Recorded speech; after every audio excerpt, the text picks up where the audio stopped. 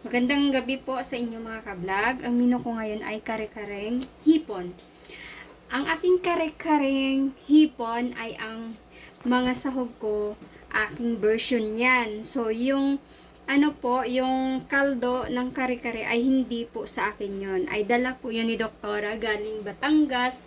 So, inuwi nila dito para pwede pang i-retouch kung ano bang pwede kong magawa sa kaldo ng kare-kareng buntot ng baka mga kablog. So, ngayon, para di masayang ang ating kaldo ng ating kare-kare, ay gawan ko ng paraan. Ito na nga, ginagawan ko ng paraan mga kablog. Ginawan ko siya ng isa pang minong pang part 2 ay kare-karing hipon. Ayan po ang aking mga sahog. Hipon, suwahi po yun na, malalaki yan.